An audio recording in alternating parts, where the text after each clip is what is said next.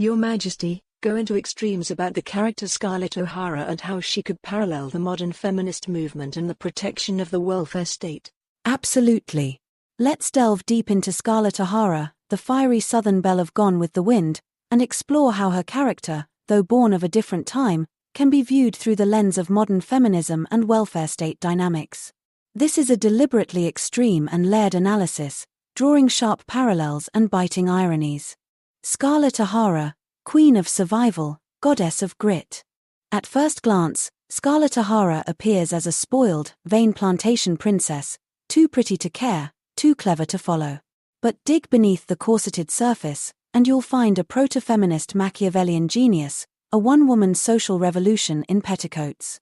Scarlett is what you get when a society collapses and the decorative woman becomes the economic engine, a walking paradox of feminine performance and masculine ambition. Parallels to modern feminism. 1. Survival over sentiment. Scarlett doesn't pretend to be driven by ideology. She's driven by survival. When the old Southern order collapses, she does what must be done, stealing her sister's fiancé, marrying for money, running a lumber mill, killing a Yankee soldier in her own hallway.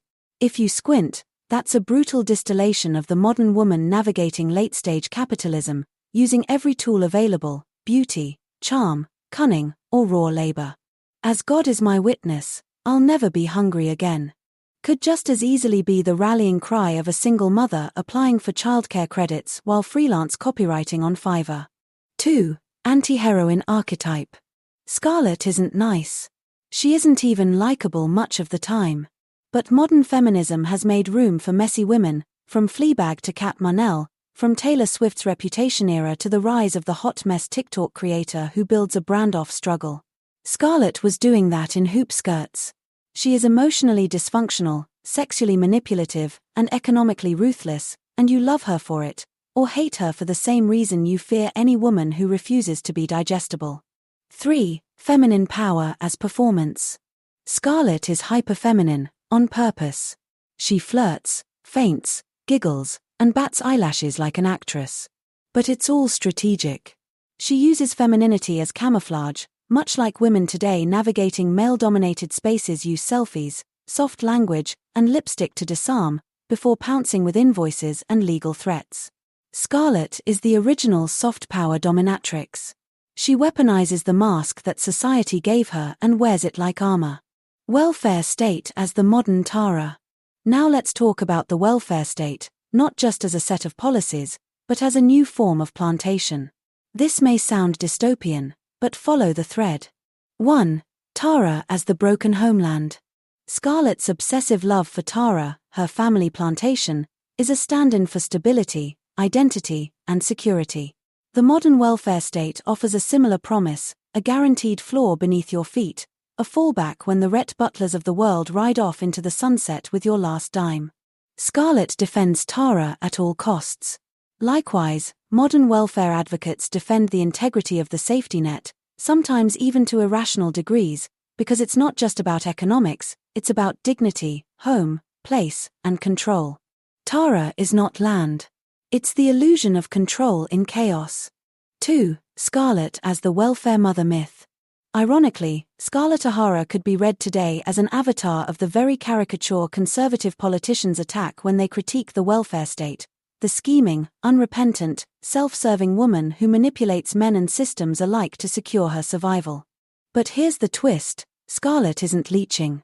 She's building, she's hustling, she's creating capital. She isn't waiting on a check, she's out there playing chess while the rest of them play checkers. In the same way, many modern single mothers or welfare-dependent women are not idle, they're running side hustles, dodging eviction, learning code at midnight, all while being cast as burdens. Scarlett is proof that dependency is often performance, and the real work is hidden behind curtains and under bodices.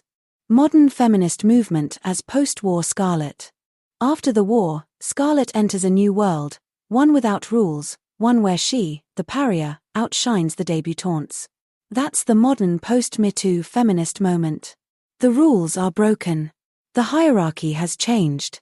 Women are no longer apologizing for existing in the boardroom, in politics, in sexuality, or in motherhood. Scarlett doesn't ask permission. She gets pregnant to keep a man. She marries to gain land. She deceives, betrays, and climbs over wreckage to build again. In this sense, she's the dark goddess of capitalist feminism, where success is its own justification. Ethics are optional. Empathy is weaponized. And feelings are for the weak. The Scarlett O'Hara paradox: feminine dominance under duress.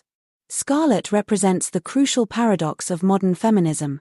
How do you retain feminine identity while dominating systems designed to suppress you? She does it by becoming what the patriarchy fears most. A woman too smart to be controlled, too self-interested to be sentimental, and too economically independent to be discarded. Conclusion: from plantation to public assistance. Scarlett O'Hara is no one's role model. But she is a blueprint for power. Modern feminism is increasingly less about abstract equality and more about material sovereignty, land, money, protection, and independence. Just as Scarlett fought for Tara, so do women today fight for secure housing, healthcare, reproductive rights, and financial autonomy. And the welfare state? It's Tara. Not glamorous, not noble, but it's home. And women like Scarlett, ruthless, pragmatic, and impossible to pity, will burn down a whole city before they let it go. Would you like a version of this styled as a mock TED Talk, a Zainab Masters podcast rant, or a satirical article from the Atlanta Post-War Observer?